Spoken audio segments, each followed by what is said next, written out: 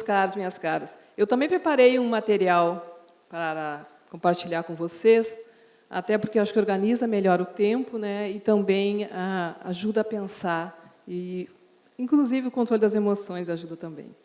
Bem, eu inicio meu diálogo com todos os presentes, agradecendo pela oportunidade de participar do Curta o Gênero 2018, realizado pela Fábrica de Imagens Ações Educativas em Cidadania e Gênero.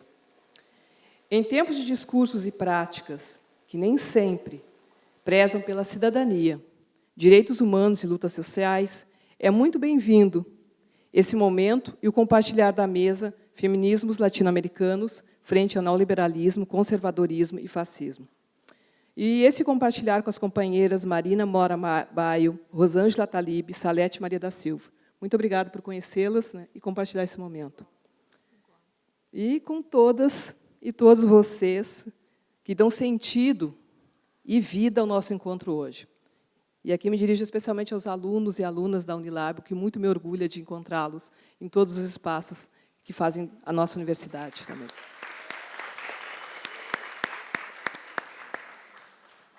Eu recebi esse convite, desafio, e foi assim mesmo que veio num e-mail dizendo para lançar um olhar sobre feminismos negros no contexto proposto. Devo dizer que esse lugar de fala vem sendo construído por muitas mulheres negras que me antecederam. E é a elas que eu devo todo o crédito, todo o respeito, por estarmos aqui hoje. Eu sou apenas uma novata nessa caminhada, e que busco aprender, compartilhar e resistir frente a tudo isso, que se coloca entre nós e a nossa dignidade, entre nós e a nossa humanidade, e, por que não dizer, entre nós e a nossa felicidade, numa lógica de bem viver. Minha caminhada se inicia e se constitui enquanto mulher negra. Eu gosto de dizer isso sempre porque é desse lugar que eu parto. Não é das discussões, de nenhum outro campo que eu parto, a não ser dessa experiência. É ela que me constitui e me faz estar aqui. E é desse lugar que eu, Vera Rodrigues, antropóloga por formação e paixão, gaúcha de nascimento, o que desafia todos os estereótipos sobre gênero e raça-cor, especialmente quando se pensa num estado do Rio Grande do Sul, que agrega a leitura muito fácil, muito forte, por vezes, de um estado apenas branco. Mas eu venho desse estado, e venho também de experiências educacionais populares na ótica das ações afirmativas. Eu estudei e fui professora voluntária do projeto Zumbi dos Palmares. Foi ali a primeira vez que eu pude perceber toda a lógica da política e de alguns fatos que hoje nós discutimos aqui. Eu também sou uma bolsista de um programa de ações afirmativas, o que me possibilitou hoje ser a professora doutora Vera Rodrigues. Então, quando eu falo em ações afirmativas, quando eu falo em cotas, tanto é por uma experiência própria, quanto é por acreditar que talento ele precisa de oportunidade. E eu sempre vou batalhar e acreditar nisso. Não acredito em discursos meritocráticos, nem em possibilidades que não dialoguem com políticas públicas, por exemplo. Eu sou filha de pais que tiveram muito mais contato com a enxada do que lápis e papel, mas que souberam, do seu jeito, me fazer acreditar que o acesso à educação era um caminho valioso, um direito a ser conquistado e um amor que me leva a ser hoje professora e pesquisadora na Universidade da Integração Internacional da Lusofonia Afro-Brasileira. É dessa trajetória coletiva de vida e desse lugar que eu me proponho a dialogar sobre nossas realidades e desafios na proposta que aqui nos une. Para isso, eu vou partir de referenciais de protagonismo feminino e negro que me parecem que vêm ao seu modo, dentro das suas realidades e possibilidades, fazendo o devido enfrentamento ao status quo. Não me atenho diretamente a grupos, organizações ou movimentos, mas a sujeitos que podem contribuir na nossa reflexão e diálogo. Para isso, eu trouxe 2 materiais que eu gostaria de compartilhar com vocês. Primeiro, são imagens do que eu estou chamando de mulheres que inspiram em diferentes contextos da nossa América Latina esse enfrentamento. E o segundo é de um projeto que nós desenvolvemos aqui no Ceará, aqui em Fortaleza, chamado Mulheres Negras Resistem. Então, eu quero partir desses 2 momentos, né, 2 referenciais para a gente pensar um pouco e poder dialogar. Mas eu vou procurar só dizer quais são esses 2 exemplos que eu trouxe. Na ideia de mulheres que inspiram, eu fico pensando muito nas mulheres que estão desafiando modelos políticos e o fazem isso de todas as formas possíveis. Nós tivemos recentemente o caso, né, da vice-presidente da Costa Rica, a primeira mulher negra a ascender esse cargo. Nós temos as mulheres negras que estão buscando representação pública ao concorrer agora para as eleições. E isso tudo tem me feito pensar um pouco do quanto nós podemos potencialmente exercer um protagonismo feminino e negro que seja também uma questão de um referencial e de uma luta a ser construída. Muitas vezes, essas mulheres são invisibilizadas, nós sequer sabemos que elas existem. Muitas vezes, nós falamos de siglas, sejam elas partidárias, sejam elas de organizações, mas não falamos dos sujeitos que as constituem. Muitas vezes, nós não conseguimos sequer perceber isso. E hoje, quando se procura trazer isso à tona, é para que a gente possa pensar e dialogar numa ideia de que é possível a cada uma aqui de nós se engajar numa luta, numa construção que seja também algo que tenha a ver com a nossa própria trajetória coletiva de vida. Eu trabalho muito na perspectiva de trajetória coletiva de vida, porque entendo que só chegamos a esse lugar porque outros se somaram a essa caminhada. No projeto que eu levo aqui em Fortaleza, chamado Mulheres Negras Resistem, tem sido como eu diria para vocês, uma surpresa, uma alegria, perceber o quanto compartilhar trajetórias de protagonismo feminino e negro, por vezes, impulsiona outras jovens mulheres a também terem o seu protagonismo e acreditarem que isso é possível. Esse projeto, em Minas Gerais, vou falar como ele começou. Em março, quando Marielle Franco foi executada, se abateu sobre muitas de nós uma espécie de uma dor, e uma coisa que é difícil explicar. Muitas nem a conheciam pessoalmente, mas a trajetória da Marielle é conhecida por muitas de nós. E isso afeta, porque cada bala que vem, que mata uma de nós, ou um de nós, é uma coisa que é mais um recado direto de até onde nós podemos ir, onde até esperam que a gente vá. E, com isso, esperam muitas vezes que a gente deixe de acreditar, deixe de lutar. Naquela noite, eu estava na Unilab, dando aula. E eu soube disso ao chegar em casa. E eu vi muitas pessoas que eu amo e respeito chorando por isso, lamentando e também muito indignadas. Na ocasião das imagens sobre o velório dela, o enterro, havia um grupo de mulheres negras que gritava: "Mulheres negras resistem". Aquilo ficou na minha mente durante vários dias. Mas eu não sabia muito bem o que fazer com aquilo, mesmo correndo o risco de que isso parecesse oportunismo, né, ou, como estão dizendo, muita gente se aproveitando disso, mas eu pensei, eu tenho que fazer alguma coisa com isso. E eu tenho, ao longo da minha vida, aprendido a transformar muitas coisas que me vieram de forma muito dolorosa em outras coisas mais potentes. Eu me recuso a ficar chorando, eu me recuso a lamentar, eu me recuso a ficar no chão. Não porque eu seja uma heroína, ou porque eu acredite que tem algo de sobrenatural, coisas nesse sentido, mas é porque eu acho que é da vida, e é disso que a gente fala que deve acreditar, especialmente quando sabe de onde veio. Se a gente sabe de onde veio, também sabe para onde vai. Ao menos a gente tenta. Então, naquela noite, e depois de alguns dias, eu procurei algumas mulheres negras para a gente formar uma aliança em prol de um projeto que levasse para outras mulheres negras, especialmente pensando jovens mulheres negras, num estado onde se diz que negros e negras não existem, uma proposta de um exercício de um protagonismo feminino e negro. E foi assim que nasceu o projeto. Nós fizemos o projeto com 20 ou 25 vagas, se não me engano, nós abrimos. Tivemos mais de 90 inscritas. E nós começamos os encontros quinzenais, que ocorrem em Porto Iracema das Artes, e fizemos parcerias várias. Tem colegas minhas da Unilab que são formadoras no curso, como a professora Luana Antunes. Tenho a parceria da professora Zelma Madeira, que muitos de vocês talvez já conhecem, tanto do seu trabalho na UES, quanto da Coordenadoria de Promoção da Igualdade Racial. E esse trabalho tem acontecido. E a cada módulo, nós trabalhamos com referenciais sobre feminismo negro, luta antirracista e direitos humanos. Nosso primeiro módulo, não é à toa, se chamou Ideias são a prova de balas. E, nesse sentido, nós construímos uma leitura que fosse de, para e com mulheres negras. Todo o nosso referencial teórico-político visa esse diálogo. E a ideia é que essas gurias saiam do projeto, né, cada vez mais fortalecidas no exercício do seu protagonismo feminino e negro. E esse projeto tem me dado muita alegria e também muita força. E é por conta disso que eu acredito nessa potencialidade que todos nós temos. E também entendo que, da mesma forma, é algo que precisa ser compartilhado e potencializado.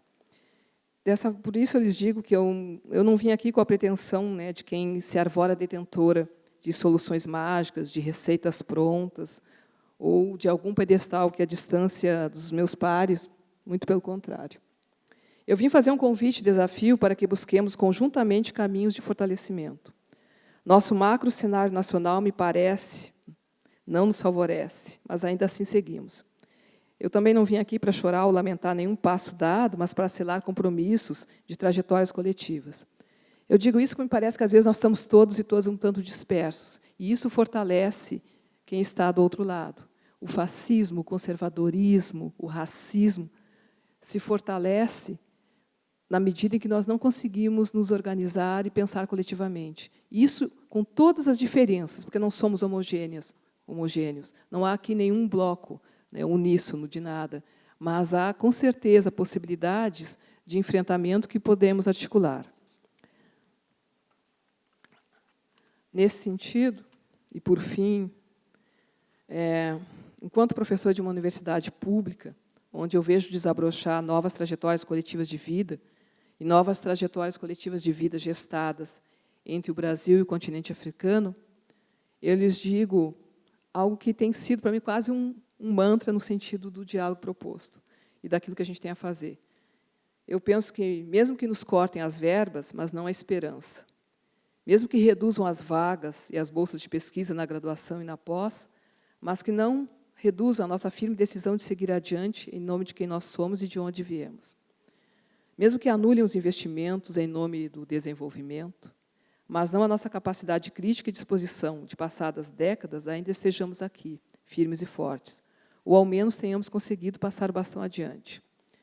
Penso que todo exercício nosso de um protagonismo feminino e negro, toda a nossa luta, ela precisa ser solidária e ela precisa ser cada vez mais honesta, intelectual, teórica e politicamente. Eu espero que a gente consiga fazer isso e que a gente se erga cada vez mais nessa luta. Muito obrigada.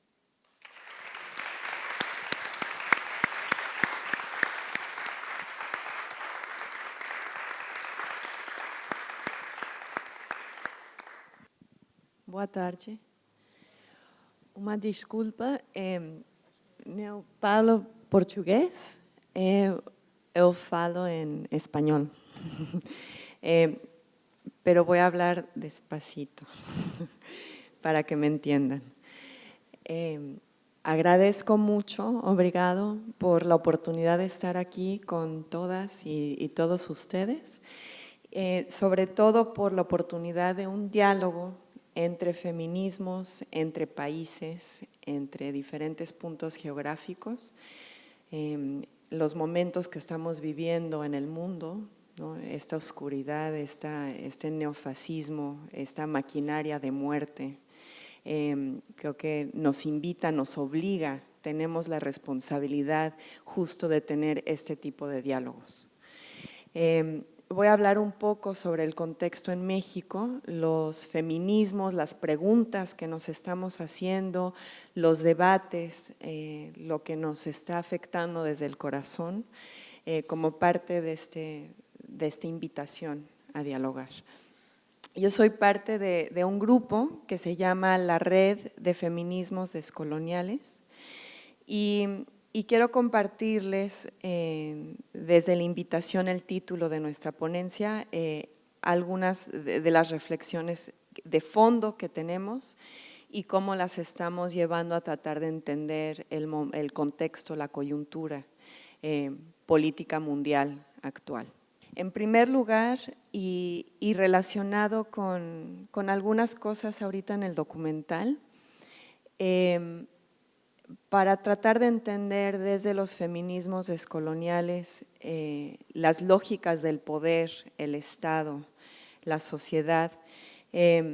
Algunas de nosotras decimos que el colonialismo no ha terminado.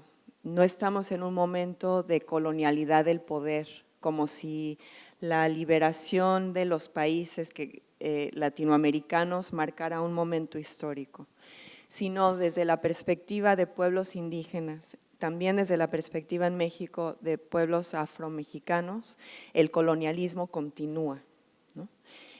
No es que cierra el momento colonial cuando se van los españoles o se van los portugueses, sino las relaciones de despojo, de extractivismo, de genocidio, de extraer la fuerza vital de la gente, eso continúa. Hay una mujer guatemalteca, indígena maya cachiquel, Aura Cumes, una intelectual, y lo que ella dice es que el colonialismo sigue en las sociedades porque fijan ciertos nichos económicos para determinados cuerpos, ¿no? Entonces ella habla, por ejemplo, que para el hombre indígena el nicho laboral es el peón, el que trabaja en la construcción, el que trabaja para el patrón. Y por otro lado, para la mujer indígena el nicho laboral es el de la empleada doméstica, ¿no? Como en Brasil para mujeres afrobrasileñas es también la empleada doméstica. La sociedad se sostiene porque está la mujer trabajando, indígena afrobrasileña, trabajando como empleada doméstica que sostiene la otra mujer que puede trabajar, que a su vez sostiene el hombre para que vaya a trabajar fuera de la casa, ¿no? Entonces, ahí hay una extracción de la fuerza vital de la mujer indígena que sostiene toda la demás estructura de la sociedad y por lo tanto seguimos en relaciones coloniales. Entonces, eso lo pongo como un punto para reflexionar. Y la pregunta que nos hacemos es si eso es la manera en que se estructura la sociedad actual, ¿cómo se ve reflejado en el nivel de violencia y de despojo que estamos viviendo en diferentes países en Latinoamérica? No sé si me están entendiendo, ¿sí? Ok. Entonces, por ejemplo, yo para el feminismo en México, en 1994, el levantamiento del Ejército Zapatista de Liberación Nacional ha sido un punto de inflexión importante, ¿no? Porque nos obligó a pensar del feminismo vinculado al colonialismo y al racismo, ¿no?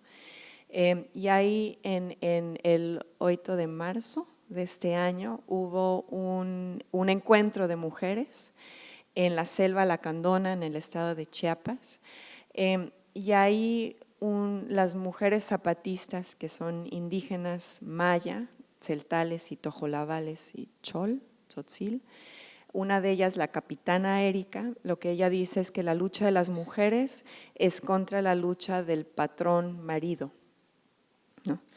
En el idioma indígena tzeltal hay una palabra que se llama ajvalil, y el ajvalil es el patrón gobierno, ¿no? O sea, el presidente municipal, el del ayuntamiento local, también es el patrón. El que te explota porque tiene su finca de azúcar o de café, también es el gobierno. Entonces, para los pueblos indígenas, ajvalil, el patrón es igual al gobierno.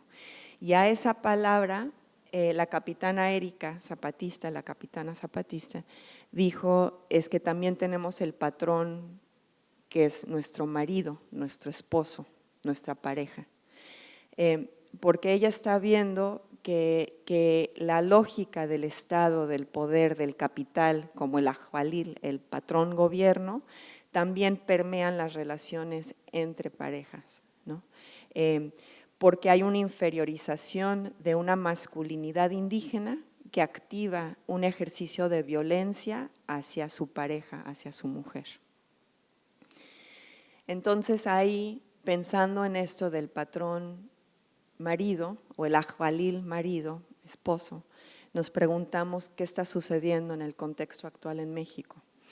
En México, como ustedes bien saben, bueno, el nivel de violencia está desde el 2006 a un nivel exacerbado. Tenemos casi 40,000 desaparecidos forzados, tenemos 300,000 asesinados por resultado de la lucha del narcotráfico y del Estado, que también el Estado es narcotráfico. Y hay muchas feministas se han preguntado, porque como parte de esta violencia ha habido mucho feminicidio, muchos actos de violencia extrema hacia el cuerpo de la mujer. Y se han preguntado qué está pasando, por qué la violencia del narcotráfico también está vinculado al despojo y está vinculado a feminicidios.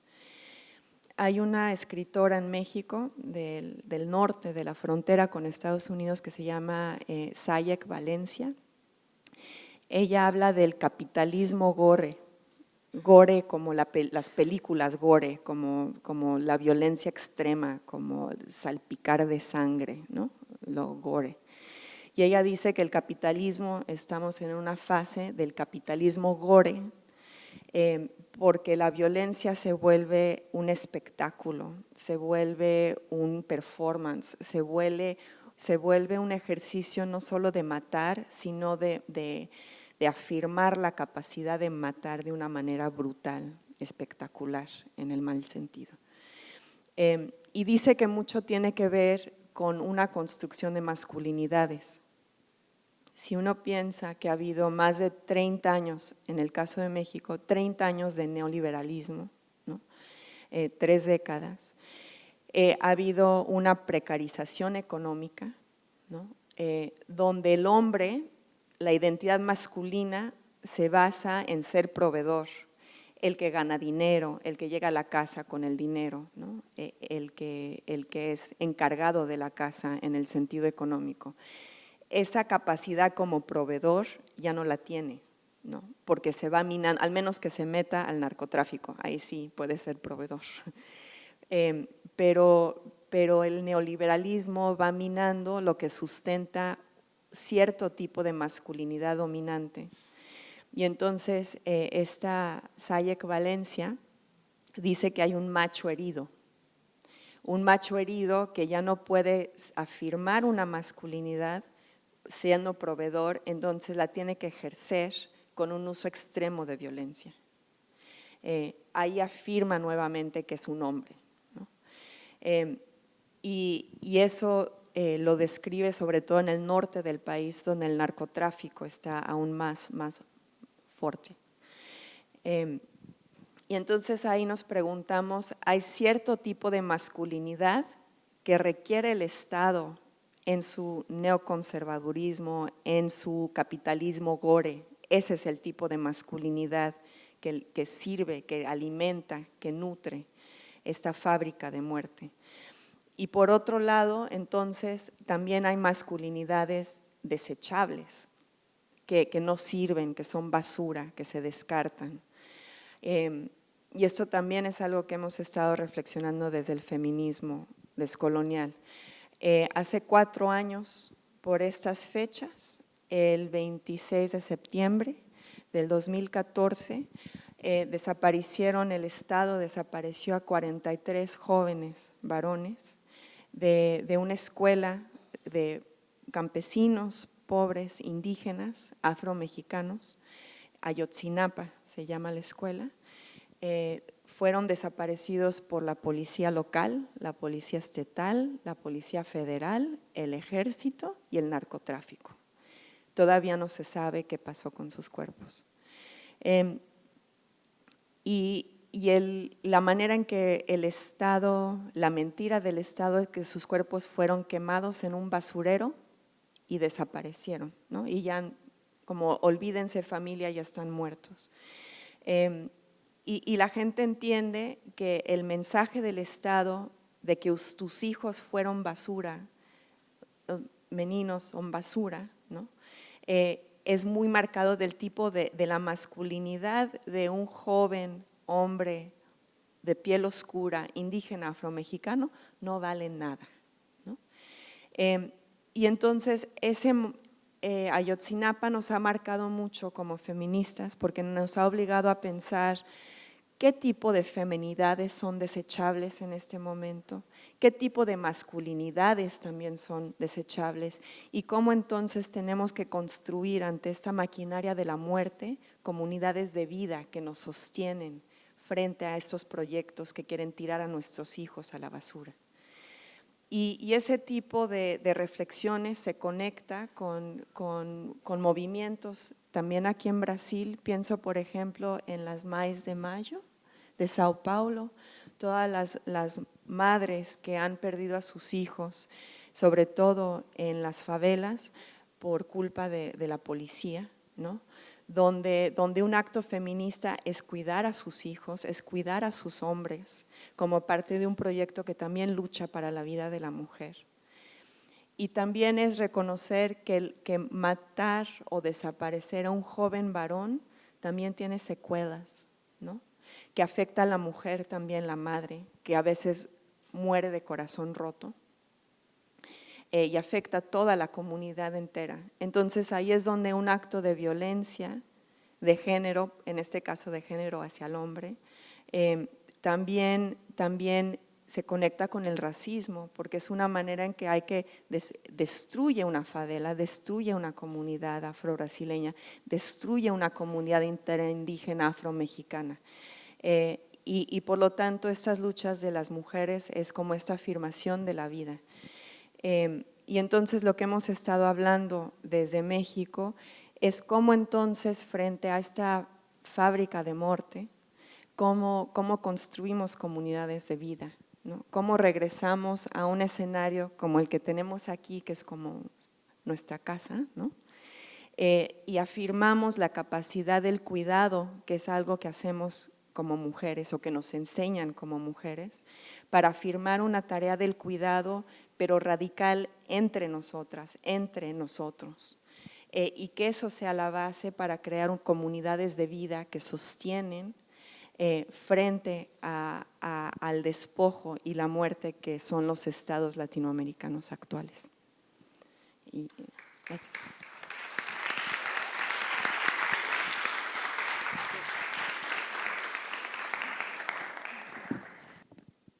Bom, boa tarde a todos e a todas. Dizer do meu imenso prazer de estar aqui com vocês hoje. Não é de hoje que eu tenho vontade de estar aqui, mas nunca pude vir anteriormente nos outros encontros. Então, é um grande prazer estar aqui com vocês hoje. Quando eu vi o título da mesa, Feminismos Latino-Americanos frente ao neoliberalismo, ao conservadorismo e ao colonialismo, eu disse, o que dizer? O que dizer além de dizer que os feminismos todos latino-americanos estão na vanguarda da luta, né? São os feminismos que têm avançado nas bandeiras, que têm resistido, né, às forças que tentam nos calar, que tentam nos colocar no ambiente privado, na nossa casa, simplesmente, né?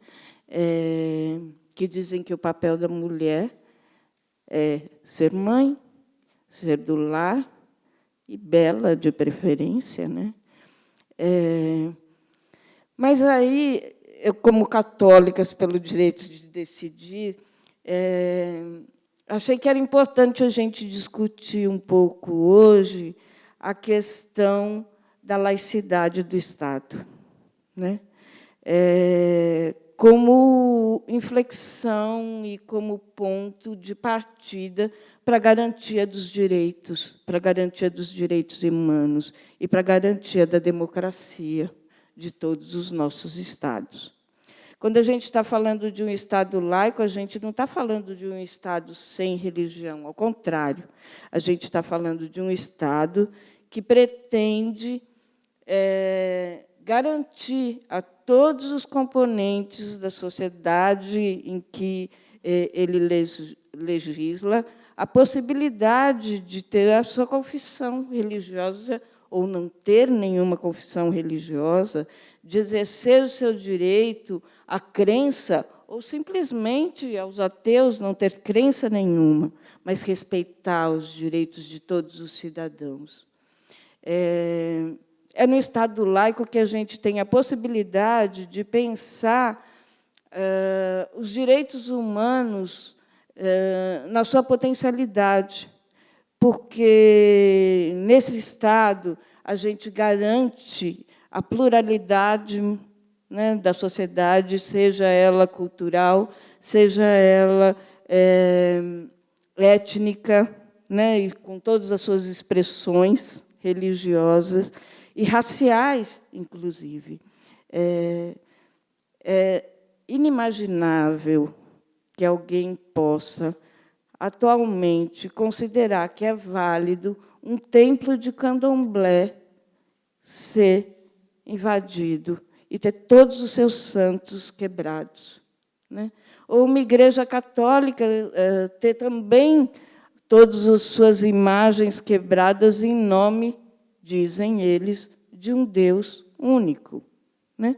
Que Deus é esse? Né? A que Deus se fala? Em católicas, a gente sempre defendeu a laicidade do Estado como premissa básica para a liberdade, né? A liberdade total, não só a liberdade religiosa, mas a liberdade das pessoas, nas suas convicções, a liberdade das pessoas poderem se expressar livremente. No Estado laico, a gente não tem políticas públicas sendo votadas ou sendo impostas, eu diria, com um viés simplesmente religioso, com crenças. Quem faz essas leis utilizando as suas crenças pessoais para dizer que está falando em nome da população, né? A gente fez uma pesquisa no ano passado, uma pesquisa Ibope sobre ensino religioso, ou ensino nas escolas, não só ensino religioso, desculpe, mas o ensino sobre práticas sexuais e reprodutivas. E, ao contrário do que os parlamentares que estão lá em Brasília dizem, 70% da população diz que as crianças, a partir dos 13 anos, devem ter informação sobre sexualidade e reprodução, sobre métodos anticonceptivos, né?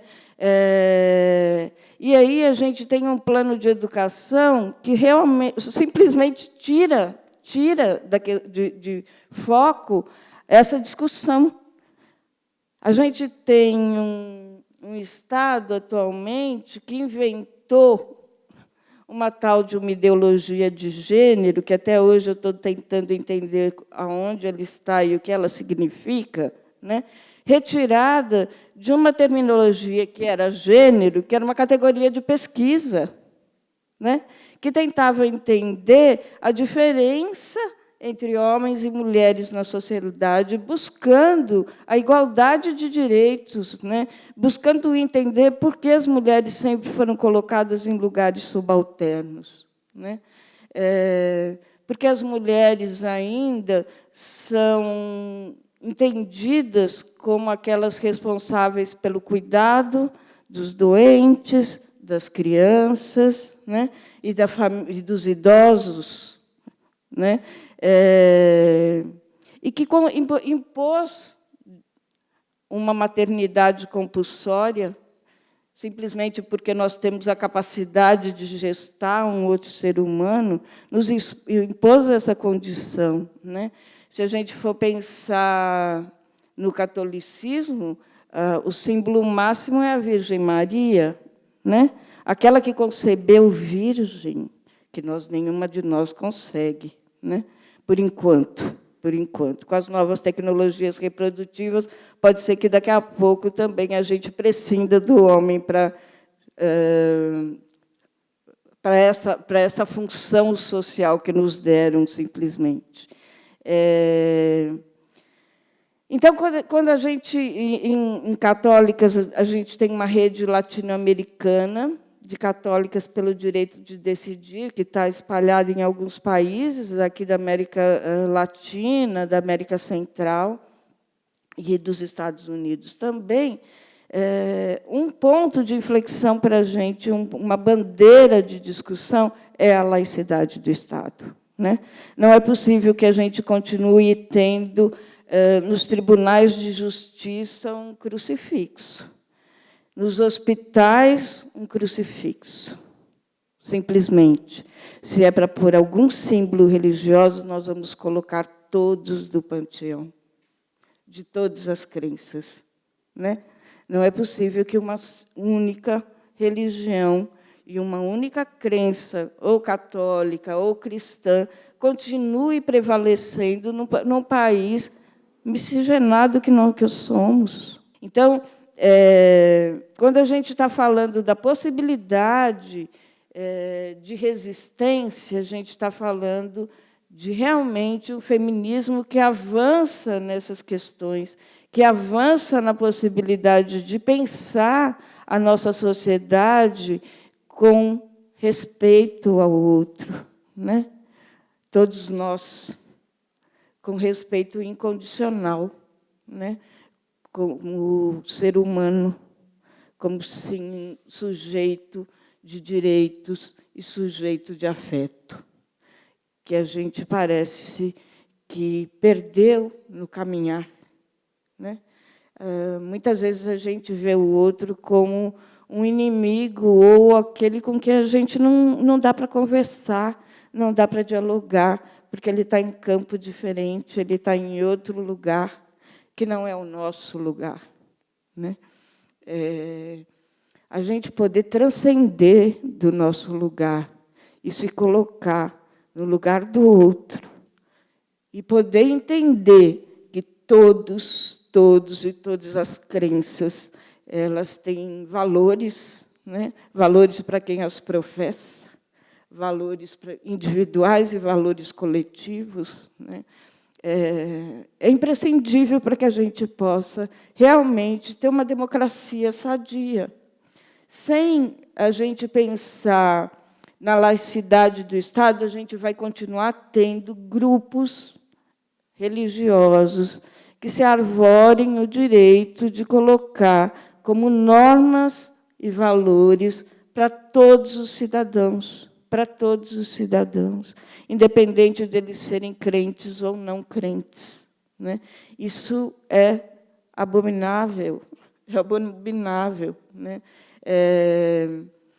Nós entramos em Teresina com uma outra organização não governamental de lá, uma vez com uma ação pública retirada do tribunal da cidade do símbolo religioso que era o crucifixo, né? Porque é uma afronta às pessoas que não professam o cristianismo, você ter um símbolo cristão no lugar que é público, né? É um desrespeito a cada um de nós, né?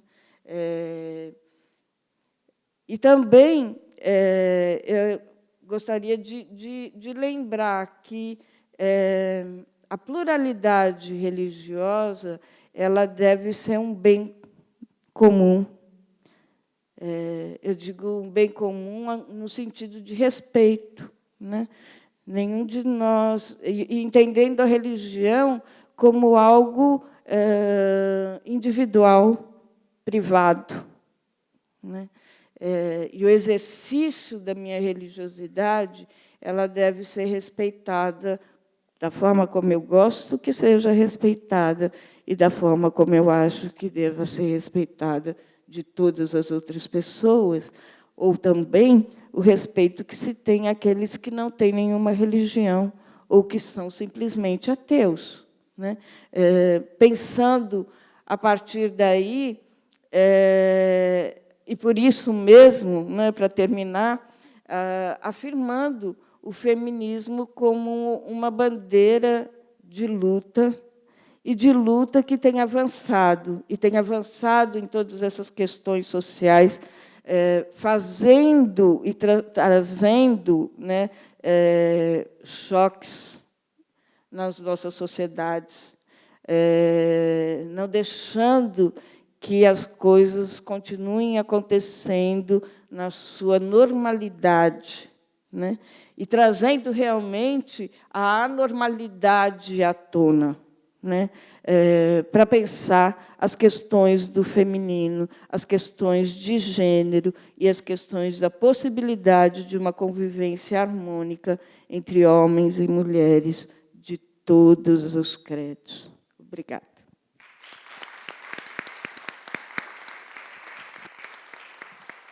Obrigada, Rosângela. Eu vou pedir às companheiras que acompanhem meu tempo, por gentileza, dividir agora um pouquinho as tarefas. Eu estou começando às 16h21. Primeiro, agradecer muitíssimo pela oportunidade de voltar à Fortaleza, de acompanhar o Curto Gênero. Eu costumo acolher esses convites com muita alegria, com muito entusiasmo, por várias razões, mas eu declaro que eu venho sempre com segundas intenções. E a primeira das minhas segundas intenções é aprender. Né? Aprender, compartilhar, incorporar algumas questões à minha vivência, à minha profissão, à minha militância, e eu gostei muito de ouvir as companheiras que me antecederam, como o feminismo é múltiplo e diverso, né? Uma feminista negra, uma feminista decolonial, uma feminista que professa uma fé, e, no caso, uma fé religiosa, de como que a gente tem para somar, para contribuir, para enfrentar os inúmeros desafios que estão postos para nós, não só no Brasil, mas na Latinoamérica e no mundo como um todo, né? Essa mesa, né, realmente ela é bastante desafiadora. A temática da mesa é bastante desafiadora, né? Feminismos no plural, latino-americanos, frente ao neoliberalismo, que eu também colocaria no plural, aos conservadorismos e aos colonialismos, né? É um desafio duplo, na minha perspectiva. Um desafio que envolve pensar essas dimensões das hierarquias, das assimetrias, das desigualdades, no interior e na fronteira. Pensar o impacto do neoliberalismo dentro dos próprios feminismos, pensar manifestações, né, de conservadorismos e de colonialismos dentro dos próprios feminismos, aí é uma luta no interior, e pensar também na fronteira, em termos de sociedade, em termos de Estado. Como que o Estado tem sido cúmplice por omissão e, muitas vezes, por ação, né, das violações de direito das quais as companheiras que me antecederam falaram, seja em termos de direitos individuais, a saúde, né, a questão da, perdão, a saúde não, a questão da autonomia reprodutiva, a questão da liberdade sexual, para falar em direitos individuais, né, a questão do próprio direito político das mulheres, que é um direito individual, mas que a gente exerce de maneira coletiva, né, os direitos sociais, o direito à segurança, ao trabalho, à moradia, etc. Então, me parece que é um tema bastante desafiador e que, seguramente, assim como as companheiras que me antecederam, com as quais eu concordo inteiramente na maioria das intervenções, eu tenho mais algumas provocações a trazer, não tenho receita, aí eu me somo com a professora Vera, não tenho receitas, mas eu tenho demandas. Enquanto feminista, né, e aí eu posso dizer para vocês que demorou um tempo para me identificar pública e socialmente como feminista, eu que venho do movimento de mulheres, movimento de bairro, movimento de favela, e aí, para o debate, a gente deixa um pouco algumas questões intensas, né, nesses meandros. Eu diria para vocês que esse tema ele traz desafios porque ele apresenta questões complexas, desafiadoras, cheias de contradições e de ambiguidades. Por que de contradições e de ambiguidades? Porque existem várias companheiras em toda a Latinoamérica, dos movimentos negros, dos movimentos decoloniais, dos movimentos de mulheres de bairro, né? Movimento comunitário, enfim, os movimentos populares e diversos que vêm destacando questões relacionadas ao impacto dessas 3 dimensões, né? Neoliberal, conservadorismo e colonialismo, sobre a vida das mulheres de maneira diferenciada. Assim como a desigualdade de gênero, as opressões de gênero, a professora Vera bem pontuou, e as demais também, ela não se manifesta de maneira idêntica sobre as vidas das mulheres, né? Esses sistemas, essas estruturas, esses paradigmas, eles também não atuam de modo idêntico sobre as nossas vidas. Daí porque nós estamos desafiadas, né? Os feminismos estão desafiados frente a isto, mas, na minha perspectiva, estão, sobretudo, desafiados frente a si próprios, né? Posto que os feminismos negros têm constrangido pedagogicamente os feminismos eurocentrados, os feminismos hegemônicos dentro e fora das universidades, a reparar, a observar que as questões, elas não são, os problemas e as consequências dos problemas não são idênticas para todas as mulheres, não são idênticas para todas as mulheres. Então, é importante a gente pensar, não só desse ponto de vista, as feministas decoloniais têm trazido uma série de questões, dizendo, olha, a teoria decolonial, a teoria crítica, não é tão crítica assim, posto que não tem recorte de gênero, não tem recorte de raça, etc., etc. Então, o que eu tenho mais para trazer é para colocar que essas questões, elas são ambíguas do ponto de vista conceitual e do ponto de vista político, né? O quanto há de neoliberalismo nos feminismos no mundo hoje e nos feminismos em Latinoamérica em particular. Não é apenas uma autora ou de uma matriz exclusiva que tem colocado isso. Não são só as feministas negras que têm colocado e colocado muito bem. Patrícia Hill Collins, Angela Davis, né, para citar apenas 2. Mas feministas brancas, inclusive do norte da América, como a professora Nancy Fraser, né, ela tem toda uma obra sobre isso, uma obra recentemente lançada em espanhol e que está com o título de Fortunas del Feminismos, né, as contradições do capitalismo de Estado até a exacerbação do neoliberalismo no mundo, né? A gente vai ter uma série de autoras contemporâneas nossas e outras mais experientes e experimentadas.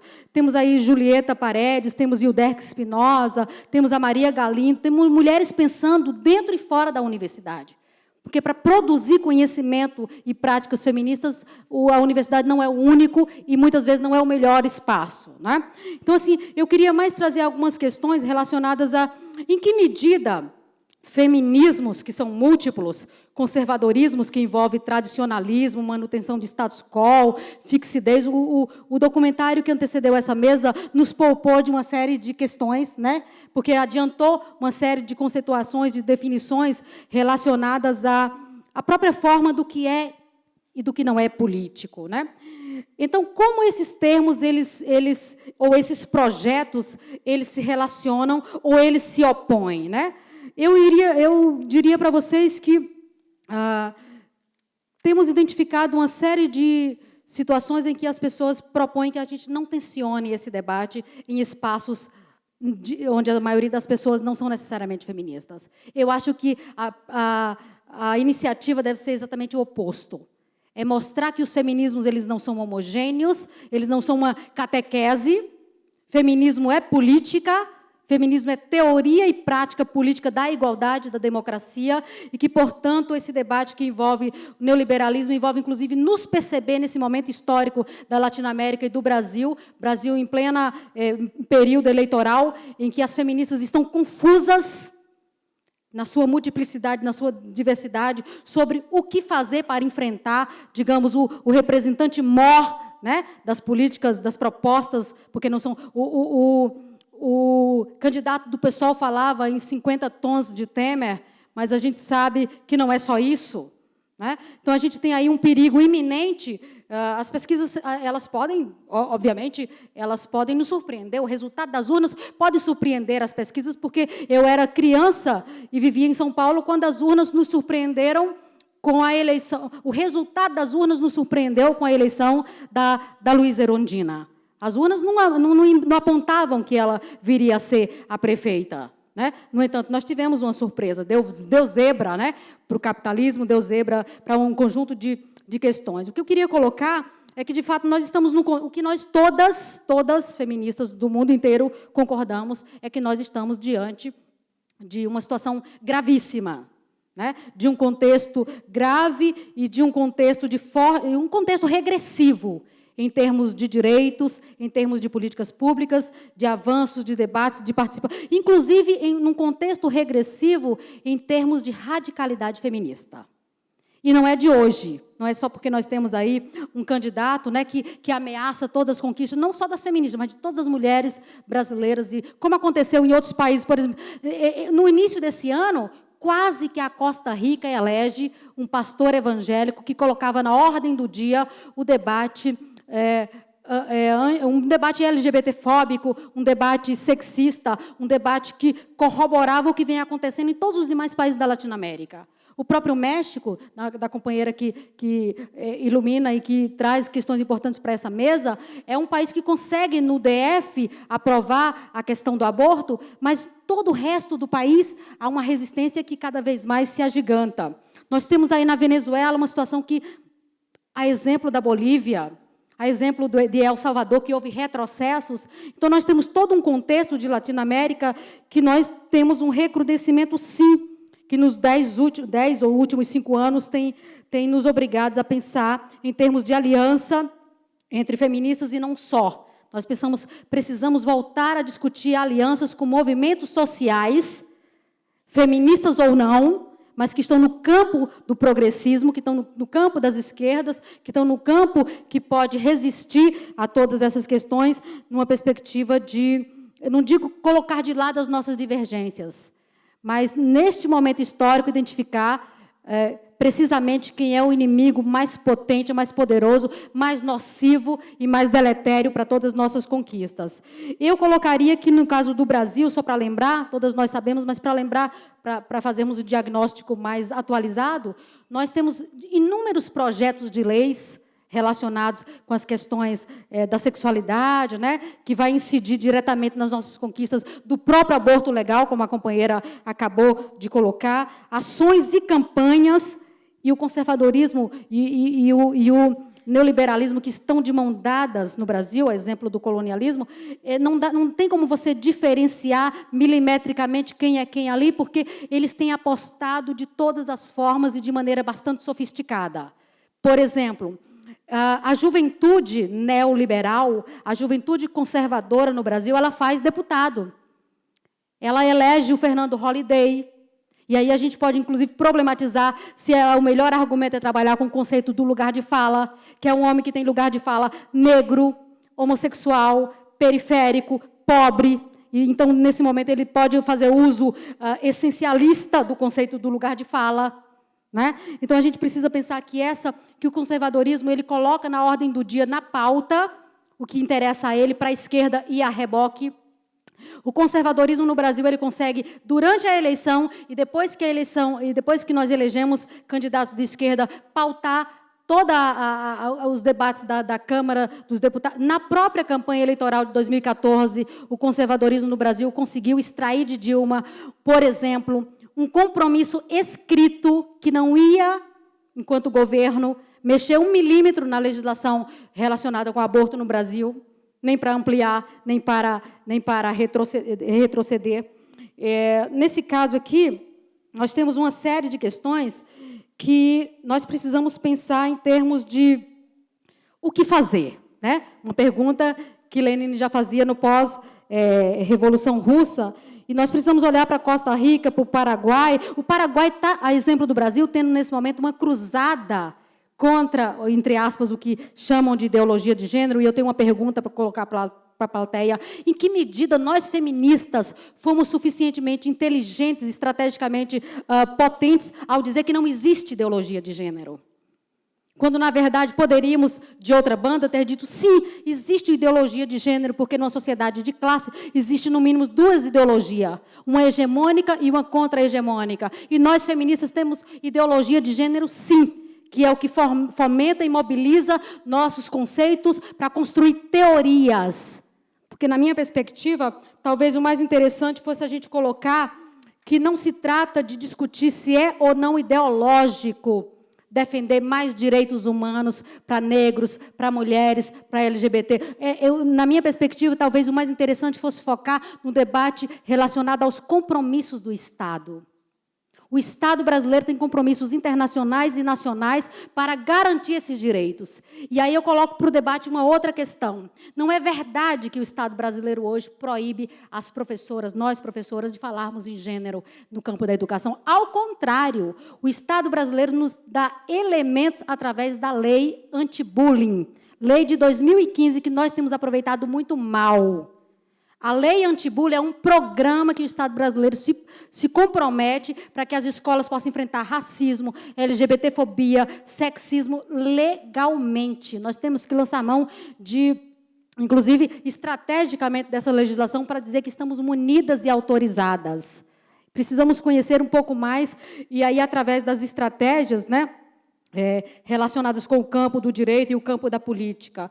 Enfim, eu poderia dizer que nós estamos realmente num momento de recrudescimento do conservadorismo, mas em que medida nós também, e aí é uma crítica e uma autocrítica, nós também, enquanto feministas, blindamos o governo de esquerda que nós ajudamos a construir da crítica, e com esta blindagem nós contribuímos para que o governo realmente não radicalizasse e não denunciasse, por exemplo, aliados fortíssimos, como, por exemplo, o ministro Marcelo Crivella, que defendia tudo isso que nós condenamos, mas que, no entanto, recebeu de presente um ministério. Como, por exemplo, a Cátia Abreu, para falar de uma aliança aí entre neoliberalismo e conservadorismo. Nós tínhamos aquilo ali no nosso prato, né? Para falar, por exemplo, que 3 meses antes das eleições de 2014, nós tínhamos o pastor Everaldo e Levi Fidelix na base aliada do nosso governo. Então, eu penso que, quando falamos em enfrentar tudo isso, nós precisamos dizer que o neoliberalismo estava presente em nós, durante as políticas de ajuste fiscal do governo Dilma, que detonou, que destruiu, em 2015, as 4 mais importantes secretarias, ou 4 mais importantes ministérios que dialogavam com os nossos direitos. Então, não é honesto dizer que foi o Temer que acabou com a SPM, é honesto dizer que ele piorou, que ele radicalizou, que ele exacerbou o caminho para as nossas perdas. Porque as medidas provisórias 664 e 665, que são leis hoje no Brasil, mas que começaram em 2015, elas fizeram o quê com nossos direitos? Elas dificultaram o nosso acesso ao seguro-desemprego e acabaram, em definitivo, com o acesso à pensão vitalícia para as viúvas. E a maioria dessas viúvas, que os nossos dados apontam que acorrem à Previdência para receber, já que os homens morrem mais cedo nesse país, e a maioria dos homens que morrem mais cedo morrem também vitimados pela violência ou dos filhos das mulheres negras. Então, nós precisamos colocar o dedo na ferida e dizer que, para enfrentar neoliberalismo, para enfrentar conservadorismo, para enfrentar colonialismo, nós precisamos primeiro identificar onde entre nós ainda existem tentáculos, ainda existem, né, estruturas que podem nos levar a dar um tiro no pé. Por exemplo, no estado da Bahia, onde eu moro, o nosso senador, o senador eleito pelas esquerdas baianas, que eu espero que não seja reeleito nesse momento, chama-se Otton Alencar. Esse cidadão foi eleito com o voto das mulheres e do movimento negro baiano, com feministas de esquerda, o cara defendendo a redução da maioridade penal no horário nobre. Então, nós não podemos dizer que nós não sabíamos que aquele candidato ele defendia o quê? Mais matança e mais encarceramento da população negra. Então, é nessa perspectiva que eu gostaria de encerrar a minha fala e deixar para o debate algumas outras questões. Por exemplo, nada mais conservador e nada mais complicado para nós feministas do que a gente ter feministas eloquentes da esquerda brasileira dizendo para nós que nós temos que votar no Lula ou em quem ele mandar. Então, essa é uma questão. Como enfrentar todas essas questões nesse momento em que nós precisamos, a um só tempo, fortalecer as esquerdas, nos unir enquanto feministas, né, valorizando todas as críticas que o movimento negro decolonial, que as feministas, que as católicas pelo direito de defender, que são potentes, todos esses feminismos são importantíssimos para nós, mas muitas mulheres hoje atuam no movimento de mulheres e não se dizem feministas, porque quando elas apontam o dedo para fazer a crítica desde dentro, somos silenciadas. Precisamos, para encerrar, prometendo e cumprindo, mais autonomia e mais independência dos feminismos brasileiros, de todos os matizes, frente aos partidos, frente aos governos, frente ao mercado, frente às hegemonias acadêmicas, enfim, a gente precisa politizar os feminismos para enfrentar o neoliberalismo e o conservadorismo. E a gente tem inúmeras estratégias, eu não vou trazer como receitas, né, mas poderia citar, por exemplo, construir mais pesquisas para visibilizar isto, sem medo das críticas, né, mais pesquisas sobre o que são os múltiplos feminismos e como é que eles aderem ou não ao neoliberalismo, ao conservadorismo e ao colonialismo, mais diálogo e mais incidência política com as autoridades, mais diálogo horizontal e não subserviente, litígio estratégico, que foi o que o pessoal fez junto ao STF para conseguir colocar o aborto na ordem do dia, já que nós não conseguimos fazer isso via executivo e nem via parlamento, né? Mais campanhas, porque os conservadores são muito bons em campanhas. No Paraguai, por exemplo, a campanha é tire suas mãos dos nossos filhos. Essa é a campanha para dizer que professor, que o Estado, que ninguém pode se meter na educação das crianças para discutir gênero, sexualidade, etc. Mais audiências públicas colocando as mulheres. As audiências públicas que nós fazemos no Brasil são do tipo, as autoridades falam e a comunidade escuta. Mas então não é audiência pública que as autoridades estejam na plateia para ouvir as mulheres, né, vitimadas, seus filhos, seus descendentes, seus ascendentes, seus aderentes, todos. Né? E, por fim, forçar posicionamento dos governos, porque na Argentina o governo é do diálogo, mas deixou as feministas sozinhas para fazer a luta, e foi uma luta importante, vitoriosa em inúmeros aspectos, para fazer o debate do aborto. Né? Nós precisamos de uma discussão internacional mais forte, mais campanhas. A campanha Nenhuma a Menos é um exemplo prototípico do que eu estou falando. Em todos os continentes, na Latinoamérica principalmente, ela cresceu e se agigantou, e o Brasil esteve nesse sentido. Enfim, temos várias questões a colocar, mas eu encerraria dizendo que nós precisamos de mais feminismos livres de neocolonialismos, livres de neoliberalismo e livres de neoconservadorismos. Obrigada.